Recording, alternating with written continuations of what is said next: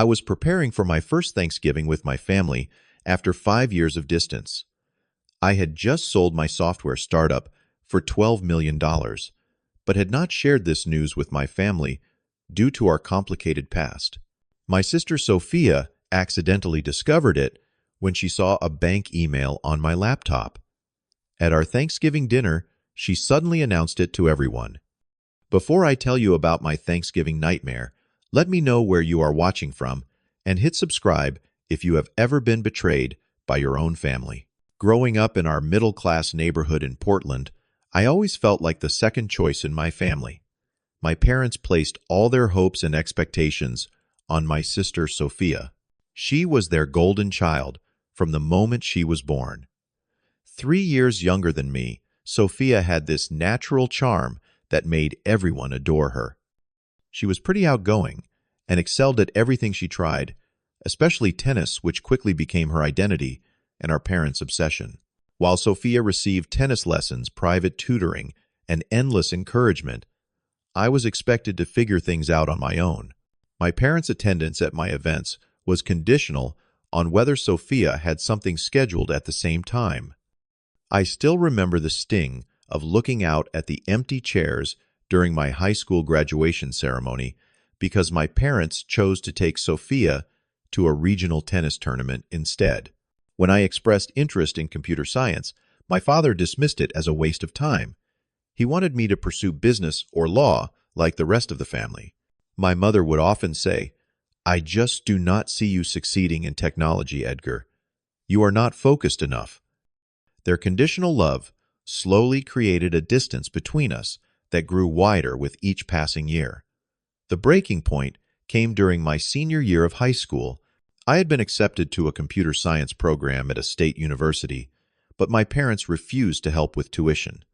That same week, they bought Sophia a brand new car as a reward for winning a local tennis championship. The contrast was too painful to ignore. After a heated argument about my future, I packed my bags and left home at 18. My father's final words to me were, "Do not come crawling back when you fail." Those words would echo in my mind for years to come, driving me to prove him wrong at any cost. College was a struggle without family support. I worked 2 jobs while carrying a full course load in computer programming. My apartment was barely bigger than a closet, with a mattress on the floor and a desk I had salvaged from a dumpster.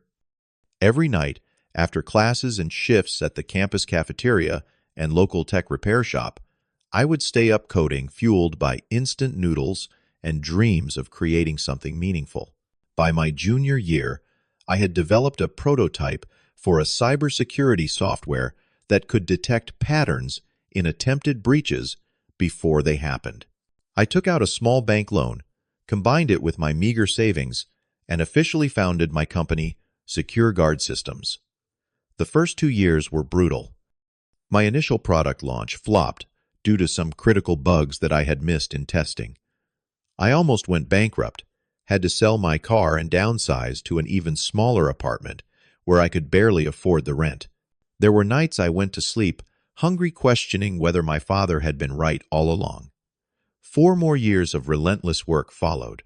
I pivoted my product, refined the algorithms, and finally started gaining traction with small businesses. Then came the breakthrough. A major financial institution adopted my security protocol, and suddenly everyone wanted Secure Guard. 3 years later, a tech giant offered to buy my company for $12 million. The day I signed those papers, I thought about calling my parents, but hesitated. Would they finally be proud? Or would they find a way to diminish this achievement too? After all these years of silence, I received a text from my mother 2 weeks before Thanksgiving. "Edgar, we miss you. Please come home for Thanksgiving this year. The family will be together. It would mean so much." Something about her message seemed genuine, tugging at the part of me that still yearned for their approval. After 5 years of no contact, I decided it was time to rebuild bridges. Success had given me confidence, and perhaps now I could face them as an equal rather than the disappointing son. I bought thoughtful gifts for everyone, packed my nicest clothes, and flew across the country with hope blooming in my chest. Maybe this time would be different. Maybe now they would see me. My flight was delayed by 3 hours, and by the time I arrived at the family home, they had already started dinner without me. Walking into the dining room with my suitcase still in hand, I was met with lukewarm greetings. No one offered to help when I was eating ramen for every meal, or when my electricity got cut off in winter because I could not pay the bill.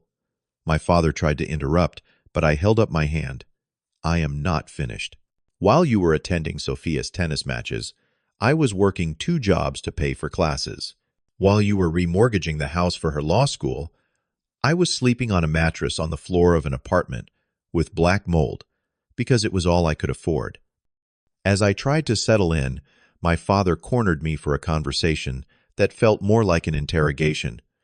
I hear you are doing something with computers, he said, making no attempt to hide his skepticism. Still think that was the right choice.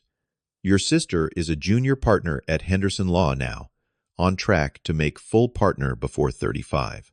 I tried explaining my business success, but he cut me off to show me pictures of Sophia's fiancé, an investment banker who apparently came from old money. The comparison was clear despite my achievements. I still did not measure up. Later that night, I walked in on my mother, rummaging through my wallet that I had left on the coffee table while taking a shower. She quickly pretended to be arranging the magazines beside it, but we both knew what I had seen. I said nothing but sleep did not come easily that night. The second day brought escalating tensions. While Sophia went shopping with Mom, I was put to work fixing things around the house. The garage door needed repair, the basement had a leak, and the kitchen sink was clogged. My father supervised with critical comments about how I was doing everything wrong. During a break, I overheard my parents talking in hushed tones in the kitchen. We should ask him about helping with the mortgage, my father said. He must have some money saved up from whatever computer thing he is doing. The casual assumption that my resources should be available to them made my stomach turn. Sophia returned home laden with shopping bags from luxury stores, excitedly showing off her purchases to our parents. When I commented on an apparently expensive watch, she smiled sweetly and said, "This is what success looks like, Eddie. My fiancé says, image is everything." That evening, I discovered my laptop had been moved from where I had left it.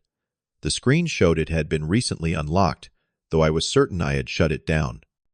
The comparison was clear despite my achievements. I still did not measure up. Later that night, I walked in on my mother, rummaging through my wallet that I had left on the coffee table while taking a shower. She quickly pretended to be arranging the magazines beside it, but we both knew what I had seen. I said nothing but sleep did not come easily that night. The second day brought escalating tensions. While Sophia went shopping with Mom, I was put to work fixing things around the house. A sick feeling grew in my gut as I checked my email and noticed several messages from my bank had been opened. Someone had been snooping through my financial information. Thanksgiving morning arrived with an atmosphere of strange anticipation. I got up early to help prepare the feast, hoping that contributing would somehow mend the growing rift. My mother seemed distracted as she directed me to chop vegetables, and I noticed her exchanging meaningful glances with my father. As extended family members arrived for dinner, I noticed Sophia pulling them aside for whispered conversations. Several aunts and uncles began looking at me with new interest, and I overheard my cousin asking Sophia, "So he is actually rich now?" The uncomfortable feeling grew as Sophia introduced me to her fiancé's family as her brother, the tech millionaire. The stage was being set for something, but I could not yet see the full picture. The Thanksgiving feast was spread across our dining table, the traditional turkey centerpiece, surrounded by all the fixings. 16 family members squeezed around the table, including Sophia's fiancé Jack and his parents, who kept eyeing me with calculated interest. As we prepared to say grace, Sophia clinked her glass for attention. "I have an announcement to make," she said, her voice sweet, but her eyes sharp. "My dear brother Edgar has been keeping a secret from us all." She paused for dramatic effect. "He recently sold his company for $12 million. A stunned silence fell over the table, followed by gasps and all eyes turning to me. My mother's hand flew to her chest in theatrical shock, though I could see no real surprise there. My father stared at me with a complex mixture of disbelief and sudden calculation. "Is this true, Edgar?" my father demanded, his voice harder than the carving knife in his hand. Before I could respond, Sophia continued, "I accidentally saw an email from his bank while borrowing his laptop. Can you believe he was not going to tell any of us? After all we have done for him, all we have done for him." The phrase hung in the air like a bad joke, but no one else seemed to find it absurd. The floodgates opened. My father, suddenly animated, began talking about family loyalty and how success should be shared. My mother wiped away tears that seemed to appear on command as she lamented how they had struggled financially all these years. "Edgar, you know we remortgaged this house to put Sophia through law school," my father said. "We have been carrying that debt for years." This was news to me, but before I could process it, my aunt chimed in. "Your cousin's college fund is coming up short too." Then came the coup de grace. Sophia, reaching for her fiancé's hand, said Jack and I were hoping to have our dream wedding next summer. "We have been saving, but with $12 million, you could easily help us create the perfect day." "I deserve that much. Do not you think I deserve that much?" The entitlement in her voice was staggering. My mother jumped in, "And we have always wanted to retire to a place in Florida. Nothing fancy, just a small beachfront property."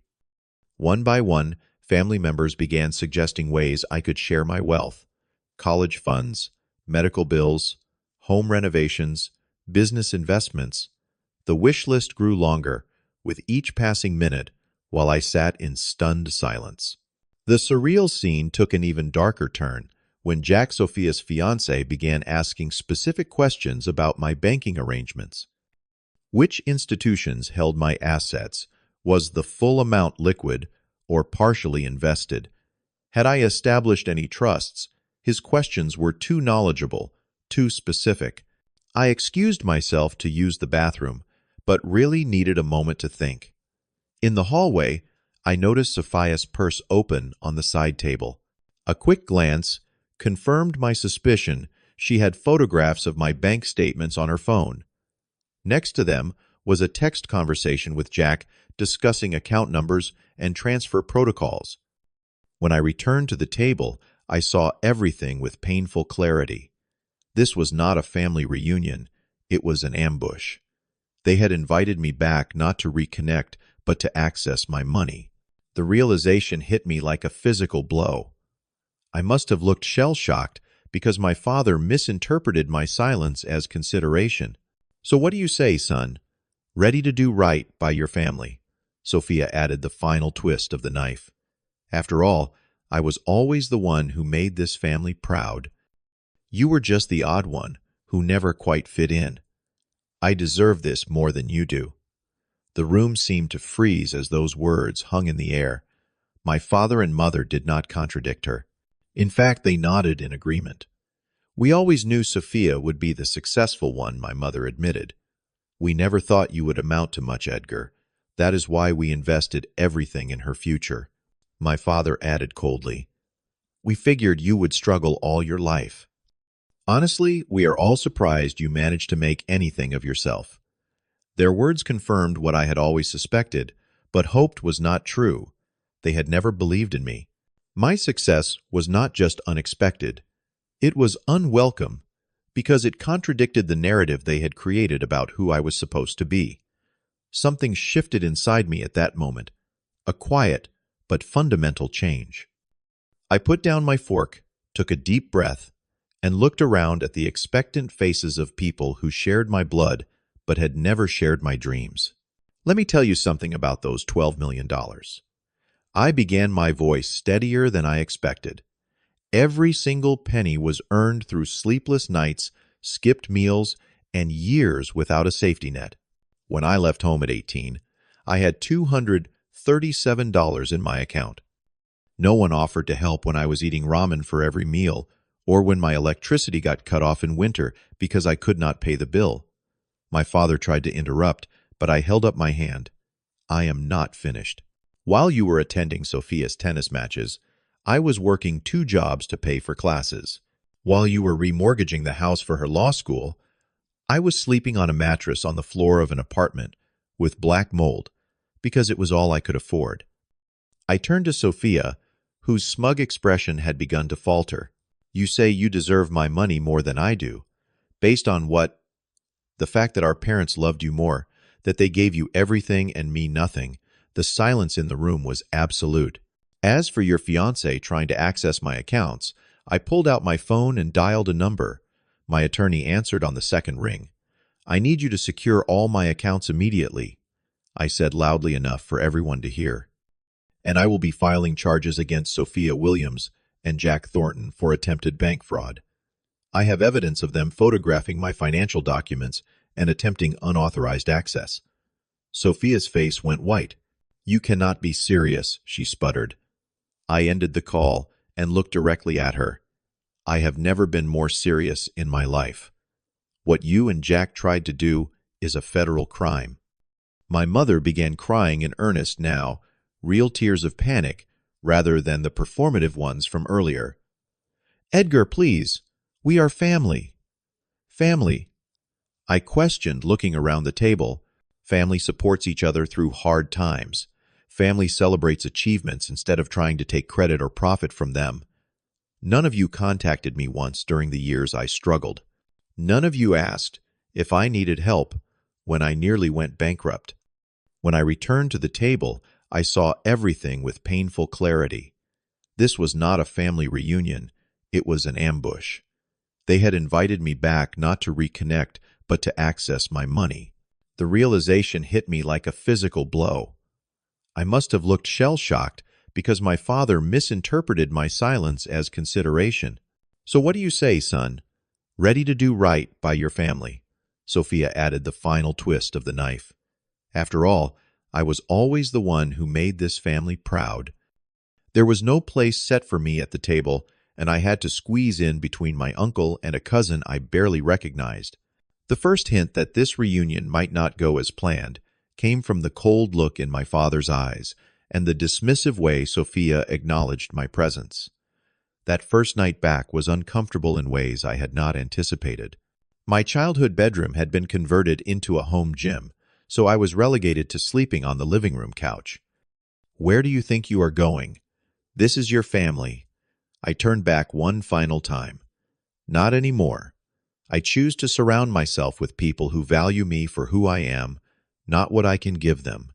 Goodbye. The weight that lifted from my shoulders as I closed that door behind me was indescribable.